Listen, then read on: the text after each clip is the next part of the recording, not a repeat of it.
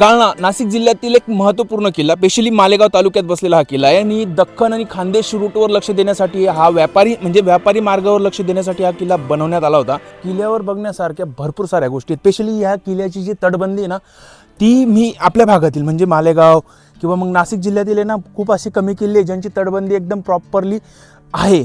त्याच्यात हा किल्ला येतो गाळणा. जसं की अंकाई टंकाई एक किल्ला आहे ज्याची तटबंदी पूर्णपणे प्रॉपरली तुम्ही बघू शकतात.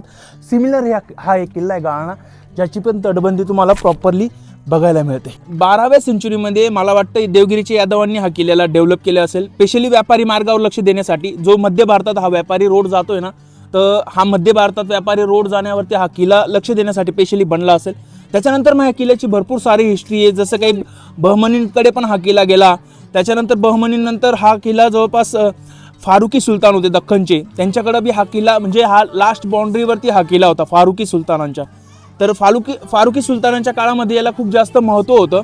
जसे या किल्ल्याच्या तटबंदी शाबूत आहेत ना, तसे वरती किल्ल्यावरती अजून काही गोष्टी बघण्यासारख्या आहेत. जसं काही केव्स पण सापडतात आपल्याला, भुयारी, आणि स्पेशली मला वाटतं त्या यादवांच्या असू शकतात. मी तुम्हाला त्या पण दाखवेल. हा किल्ल्याचा पहिला दरवाजा आहे, किती सुंदर आहे बघा. म्हणजे आज पण त्याचं बांधकाम आपल्याला एकदम असं प्रॉपरली म्हणजे जसं तसं पाहायला भेटतंय है ना. इथं देवळ्या वगैरे आहे जिथं की सैनिक वगैरे बसत असतील इकडच्या साईडला. आणि हा दरवाजा जस्ट आत्ता बसवला आहे, कुठल्या तरी प्रतिष्ठानने बसवला असेल तो. तर ह्या किल्ल्यावरती ना बघण्यासारख्या भरपूर साऱ्या गोष्टी आहेत, स्पेशली चांगल्या कंडिशनमध्ये. जसं की याची तटबंदी, सेकंडरी याच्यावरती एक मस्जिद वगैरे आहे बघा. हा सेकंड दरवाजा आहे ना, आपण आता तुम्हाला दाखवतो मी. गुमुखी दरवाजा कसा आहे गाळणा किल्ल्याचा. जस्ट हे बघा है ना, पुढच्या साईडला आहे. तिथून मग परत असा इनसाईडमध्ये होतो. म्हणजे हा एक दरवाजा, खालच्या साईडला पण एक दरवाजा आहे, आणि वरती गेल्यानंतर पण तिथून असा एक लागतो. म्हणजे पूर्णपणे असा झिगझॅगमध्ये हा रूट होता. आणि स्पेशली ह्या किल्ल्यावरती ना हाच एक द्वार होता वरती जाण्यासाठी. म्हणून मला तरी एक वाटतं की हा किल्ला खूप जास्त दिवस लढवला पण जात नसेल, कारण की ह्या भागामध्ये ना पाण्याचा खूप इश्यू आहे. आणि अगर हा दरवाजा पॅक केला जाते शत्रूकडनं, तर वरती रसद वगैरे किंवा खाण्याचे साहित्य वगैरे संपत असतील ना, तर हा किल्ला पडत असेल. म्हणून तुम्ही अगर गाळण्याची हिस्ट्री बघाल ना, तो खूप साऱ्या राजघराण्यांकडनं हा किल्ला पास होताना दिसतोय है ना.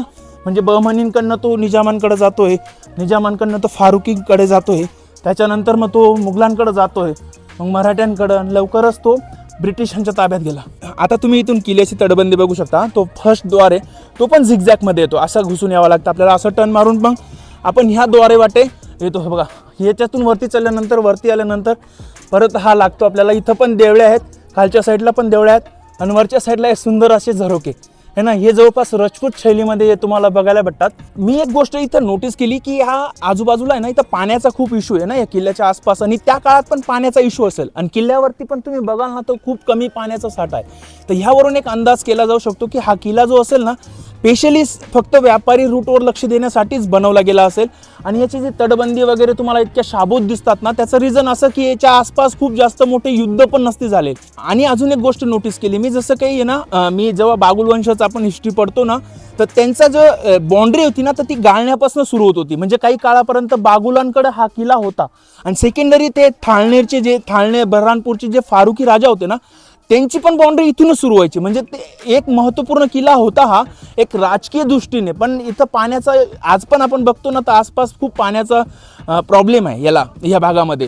तर त्यावरून हा किल्ला खूप जास्त महत्त्वपूर्ण नसेल, आणि सैन्य शक्तीचा हा किल्ला बिलकुल पण नसेल. पण व्यापारी रूटवर लक्ष देण्यासाठी या किल्ल्याचं महत्त्व आपल्याला आज पण तेवढंच जाणवतं. कारण की इथूनच जवळच इथून तुम्हाला धुळ्याकडे जाणारा रूट, म्हणजे मध्य भारतापर्यंत जाणारा रूट बघायला भेटतो. तर त्या काळात पण हा रूट असेल. या किल्ल्याचे सगळ्यात मोठं वैशिष्ट्य म्हणजे हे झरोके आहे ना, स्पेशली त्या काळामध्ये पूर्ण चांगले असलेले. त्या साईडचा झरोका तुम्हाला स्पेशली पूर्णपणे दिसतोय ना, प्रॉपर एकदम बनलेला आहे तो. तर तसं हे पण होतंय बघा, 1 2, आणि हे पूर्णपणे असं एकदम रेडी होतं. याच्यामध्ये तुम्ही उभं राहून जस्ट त्या काळी थंड हवा घेऊ शकता ह्या जागेवरून. आणि मी तुम्हाला एक गोष्ट सांगितली ना, ह्या जागेवरती आसपास खूप कमी डोंगर आहेत जे की किल्ल्याला साजेशीर असतील. म्हणजे स्पेशली किल्ल्यासाठी लागणारी जी, जसं काही हे बघा, हे कातळकडा असला पाहिजे. तर आजूबाजूला तुम्हाला ना कुठलाच असा मोठा डोंगर दिसत नाही ज्याला किल्ल्यामध्ये तब्दील केलं जाऊ शकतं. आणि हा एक व्यापारी रूट होता ना, त्याच्यामुळे एक किल्ला बनणं आवश्यक होतं. तर त्यामुळे हा स्पेशली डोंगर निवडला गेला असेल, कारण की इथं आजूबाजूला पूर्ण असं कातळ आहे, पूर्ण असं प्लेन कातळ आहे, आणि याच्यावरनं चढणं मुश्किल असतं. अजून एक गोष्ट सांगायची राहिली माझी, स्पेशली हा किल्ला आहे ना, लास्टमध्ये आहे ना, होळकरांकडे होता बरं का, म्हणजे मराठा साम्राज्याकडे सांगितलं जातो ना, तर हा होळकरांच्या ताब्यात होता. आणि होळकरांचं तुम्हाला माहीत असेल जवळपास चांदवडपर्यंत त्यांची सत्ता होती, तर हा किल्ला पण त्यांच्याच ताब्यात होता. आता जस्ट मी तुम्हाला जवळून एक हे दाखवण्यासाठी आलो आहे. हे बघा, ही अशा प्रकारची ती हे होतं, काय म्हणता यार, झरोका, जिथं इथं बसलं जाऊ शकतं. आणि इथून तुम्ही बाहेरचं म्हणजे थंडी हवा वगैरे खाऊ शकता.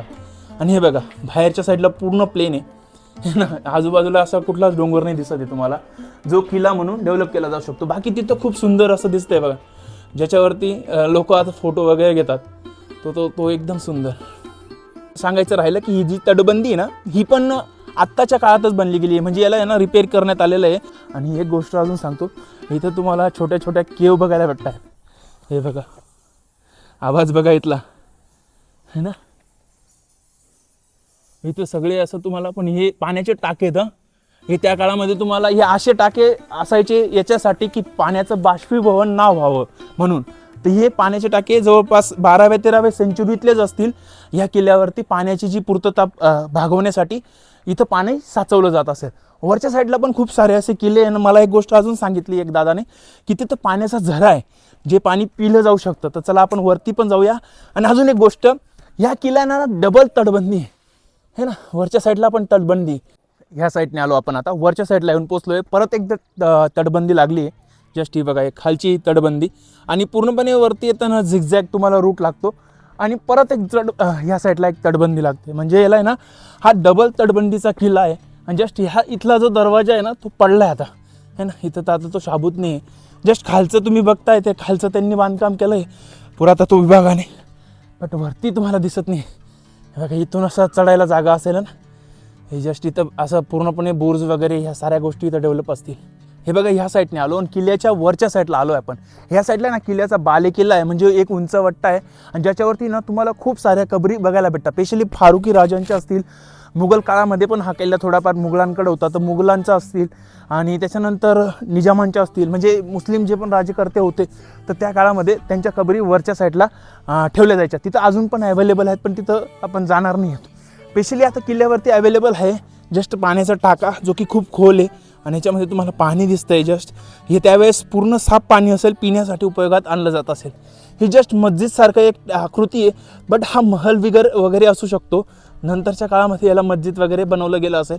स्पेशली खूप जास्त मोठं स्ट्रक्चर असेल ते, पण आता ते छोटं झालं आहे, समजू येत नाही. इथं किल्ल्याविषयी जानकारी देणारा बोर्ड होता, जो की तोडण्यात आला आहे. आणि अजून एक गोष्ट म्हणजे बघा, हे अशा तुम्हाला बांधकाम तर इथं दिसतंच आहे ना, राईट. ह्या साईडला एक मोठं असं बांधकाम आहे, जो की असू शकतो स्पेशली दाळगोरा कोठार किंवा मग धान्य कोठार आहे ना. खूप मोठं बांधकाम आहे हे बघा. जस्ट ओके, तुम्हाला मी मध्ये नेते. आणि हे बघा, मधल्या साईडनी कुछ असं आहे ते, है ना. म्हणजे नंतर त्याला रिपेअर करण्यात आलं आहे.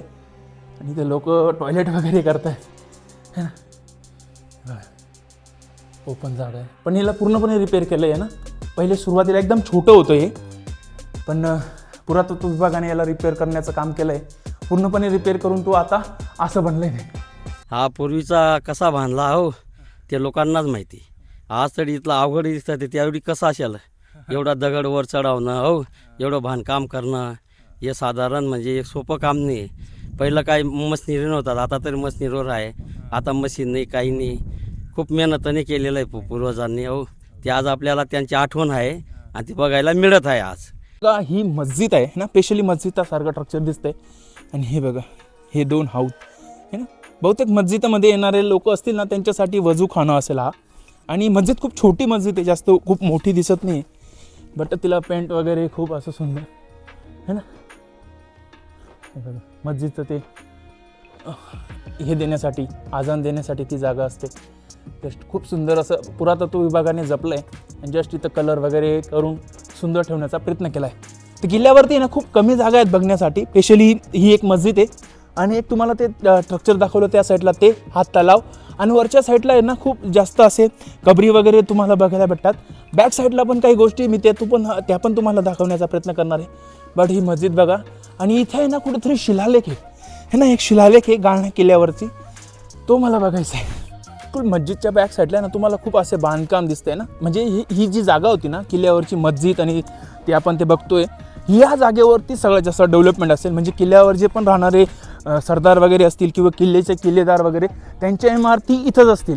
आणि हा किल्ला खूप जास्त मोठा नव्हता ना, कारण की इथं पाण्याचा इश्यू आहे आणि फक्त हा व्यापारी मार्गावर लक्ष देण्यासाठी डेव्हलप करण्यात आला होता. हे बघा ह्या साईडने आलो आपण, जस्ट इथं पण एक पाण्याचा तुम्हाला तलाव वगैरे बघायला भेटतो ना, हा पण पिण्यासाठी यूज केला जात असेल.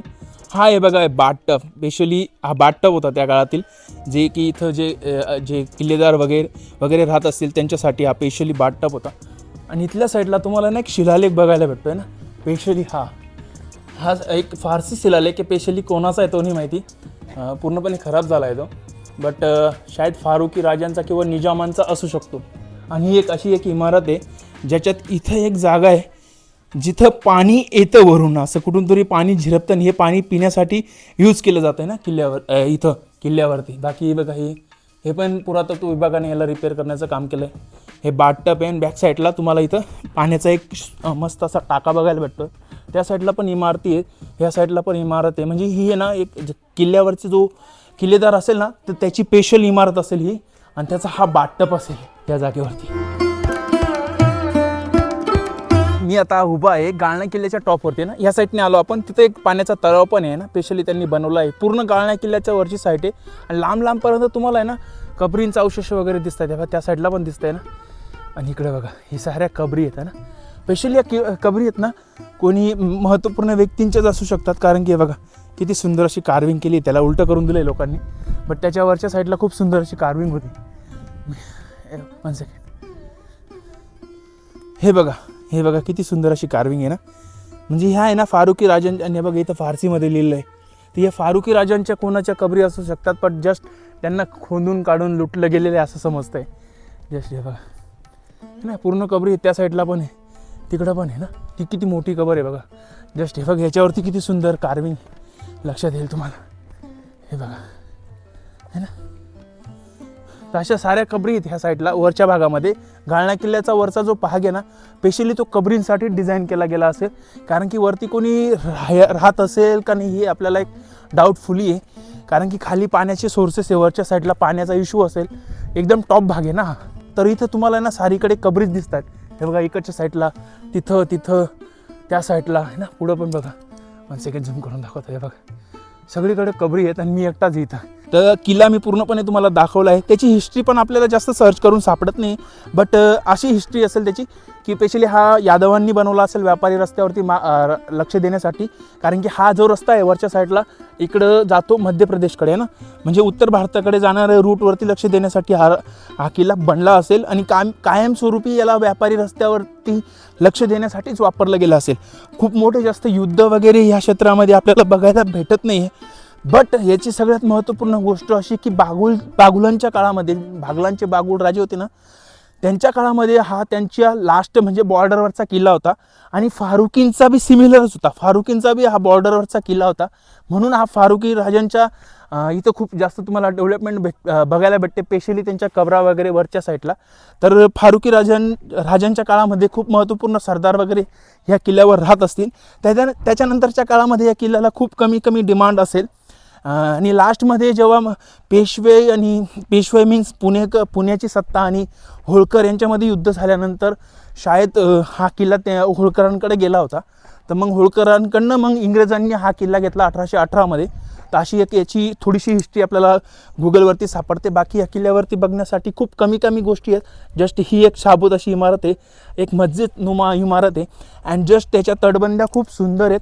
बाकी या किल्ल्यावरती जास्त बघण्यासारखं काही नाही. तर बाकी मी पूर्ण किल्ला तुम्हाला दाखवून दिला आहे.